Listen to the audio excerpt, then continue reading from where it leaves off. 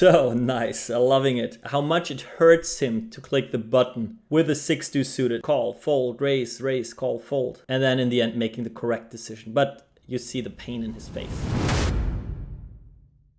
All right, let's keep going.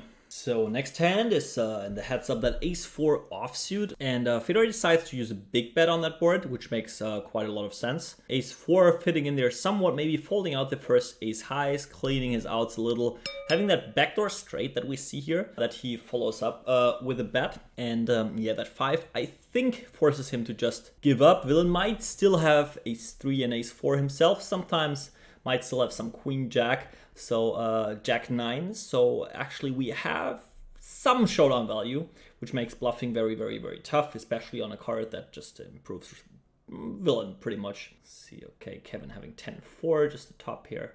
All right, that's the hand we want to go into definitely. So turning straight is great. It's an open raise from Kevin and a check on the flop. So since Kevin is probably not checking back too many flush draws, the 8 is just one of the best cards in the deck for Fedor, and this time he's having it. Obviously, finding bluffs is not tough, since any jack, any 9, anything like that qualifies for being a great bluff. And now we need to find the mix, right? Our 9-6 jack-9 obviously has only one goal, which, don't get it wrong, the goal is not betting. The goal is getting the maximum money in the middle, right? So if we are checking, it looks like we have a 7 or ace high, and Kevin starts value betting some hands and bluffing some other hands, and we can bump it up then. Or we just build a polarized range with full shit and nutted hands and start betting very, very big. Or bet normal to maybe get some raises if Kevin improved to 2-pair, to pocket 8s, to whatever. So multiple plans can lead to the same goal, and now it's our choice or our job to find the best one to get the most money in. So I can see anything from like betting normal to over betting to checking with a plan to check raise. Let's see what Fedor decides to be doing here. And he goes for the super big, I tell you, I have super nuts now, right? The more than 2 times pot. It's pretty much just saying, hey, Kevin, you know what? You never check back jack 9, 9, 6 or pocket 8s here. Yeah, if he was, Fedor couldn't just like go crazy with that. And yeah, I see some trouble in being that polarized with those big sizes, especially when being super deep, just because the board can still change quite a lot, and then there is room to play for. Fedor is mainly just mentioning his hand strength right now. What does he do if the board pairs and he faces a 200 BB jam on the river against another bet? What does he do if clubs come there? So it's really tough to find a balanced range that consists of all kinds of things to really then play a river that makes sense, and that gets gets tougher and tougher the deeper we are in those spots. Okay, let's start talking about that hand against Isidro here on ace king 3 pocket 8s. If we look that board up in a solver, it uses a check or a big bet strategy, and the reason is that Villa doesn't have ace king, not kings, not aces, but lots of hands that can catch up. Any ace x can be a 2-pair on the turn, any queen jack, queen 10, jack 10, all offsuit in Villain's range can make a straight. So this is why we want to charge that, or we are not interested too much in denying equity from something like 6, 7 of hearts. So I'm not sure what the small bet accomplishes on the flop actually, and yeah, obviously binking the river is great. Betting the turn is not an option, so flop, I would be a little more interested in what is your overall plan there, how to play that board. And yeah, then seeing a river facing a bet on a brick would have been very interesting with that hand type, obviously, as well. So nice, loving it. How much it hurts him to click the button there with a 6-2 suited. Let's actually go back. What's our decision? Call, fold, raise, raise, call, fold. And then in the end making the correct decision. But you see the pain in his face. And now we see the 6-2 suited open raise that he was thinking about before on the top right 1K table. Now going for it here with clearly stronger players. So yes, again, someone likes to be very, very loose. Now, ace-6 suited, definitely fine to 3-bet. Sizing-wise, you have multiple options there in position. depending on your game plan, whether you play with calls, you 3-bet only. So yeah, ace 8-4, fine board, obviously with a backdoor nut flush draw, with a top pair, small bet.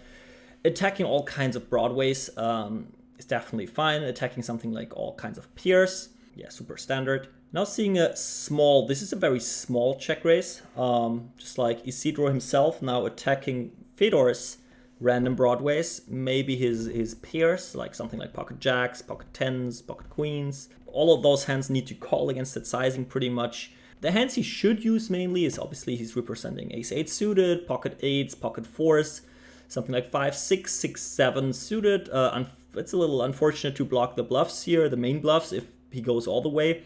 But something like 7, 8, 4, 5 as well.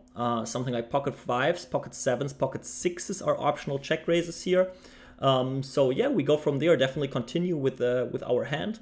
Turn being a jack should be a pretty good card for us because we have all the pocket jacks, we have ace jacks. So obviously Isidro can still go for stacks easily with his sets.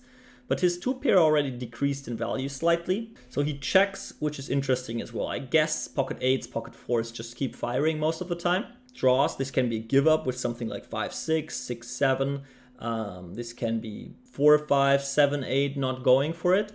And yeah, the very rare super trap with something like pocket 8s. And yeah, now rivering 2-pair makes us very happy. Nice, we take the standard hotkey, size up by $100, which is, again, keep that in mind. This is something that lots of recreational players or as well regs are doing, just sizing up when they have it. I think if Fedor was just bluffing here, he wouldn't add those $100. So maybe a clear read on him here. And let's see what happens next. All right, so facing a jam now. Right, so this is now, we talked about it in another spot before, we need to evaluate the sizing. This guy is risking $6,300 to win $2,973. So this needs to work quite often if he was bluffing. Now the main question for us is, what is he actually repping?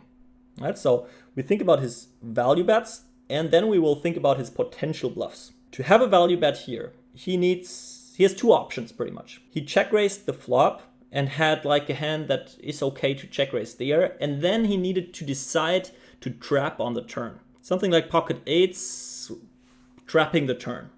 I don't know whether that happens often.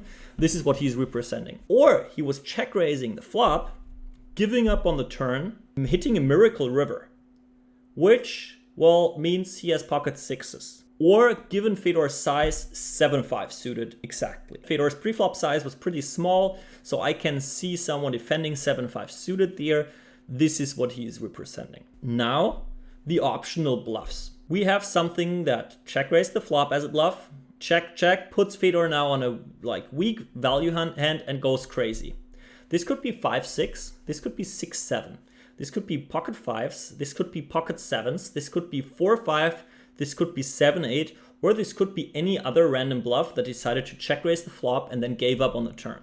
Looking at that now, the question is, okay, how likely is it that villain bluffs one of those potential bluffs? And how likely is it that he has those value hands? And now weighting those up against each other is the one option, right? Making a decision, I believe he's bluff heavy, I believe he's value heavy. Or not caring about the whole thing there and just playing your range. And then thinking about how often can I fold and just call your best hands. What are we playing like that? Ace queen, ace 10, ace 6. And what is the best hand to call off here? Well, probably the 2-pair.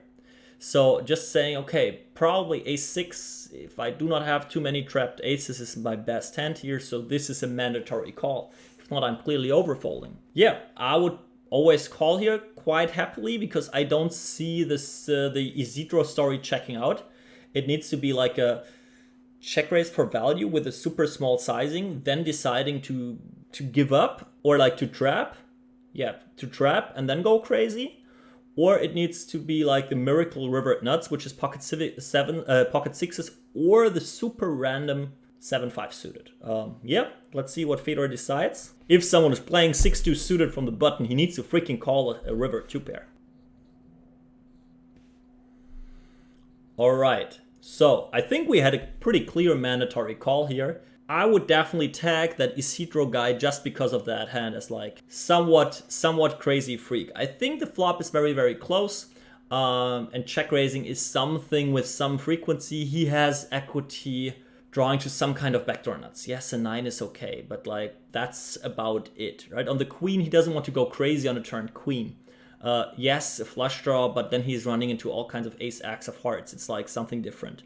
So which cards are actually good for him to be bluffing, right? It's like, is the 9 or a queen a good card? Not really, because his range doesn't improve on those cards. This is why you want to have 5, 6, 4, 5, 7, 8, where you improve when actually villain has trouble on those cards. So I think this Jack 10 turned then a Jack and then thought about it after seeing the river. Just like having a 2-pair and set blocker that doesn't make too much sense here. It's easy to say that now after calling the river at Magic 2-pair. What to do if we have Ace 10 on the river? What to do if we have Ace Queen that we might play that way? Yeah, it's obviously very, very, very tough play. But I call those scenarios, those black or white scenarios. People are not hitting frequencies there. They are either super crazy and are likely overbluffing, or they are not creative at all and just do that when they have that river at hand. Right? And this is something I try to spot very, very early and make notes on those player types. And yeah, I think the way that Isidro shows he is thinking in that hand just shows that he might be overbluffing all kinds of spots. Pretty cool and interesting hand. All right, another time to wrap things up a little, and actually it stayed the same somewhat, right? Fedor kept being too loose. I've complimented him for some good folds. Then we have seen the 6-2 suited from the button finally. We have seen the Jack 10 suited call against the 3-bet in positions where this hand is really not really playable. I got a hammer on him for those pre-flop mistakes. If that is not a conscious exploit, then everything is fine. So I'll keep the rating of 6.5 for that. And yeah, post-flop, I haven't seen like any clear leaks, right? He had some close decisions where multiple options are fine. We have seen some sizings that were probably different from the ones that I used. So it would be interesting to talk about how he designs his range in those spots, but definitely nothing wrong there. This is what we usually see when players from like a different area jump into different games, right? Their overall thought processes, post-flop, everything can still be very, very great. Well, I now remember the one sizing mistake on that one flop that I could just like say, hey, I know this is coming from MTT play there. For that mistake, let's lower the post-flop rating. I think I gave him a 9.1, 9.2, something like that last time. Let's give him an 8.7 this time. But yeah, really, really good what I see there, while we talked about that as well, seeing actually kind of clear mistakes from his villains as well. And we're playing some pretty good high stakes players here. Make sure if you want to get your hands evaluated in the same way as I tried to evaluate Fedor's play here, make sure to join Team Poker Code. We have a great crew of cash players that help each other. We're still small enough that I can keep an eye on pretty much everyone who is posting stuff. Love to see you back, and maybe as well for the next part when I have a look at Fedor's cash game skills.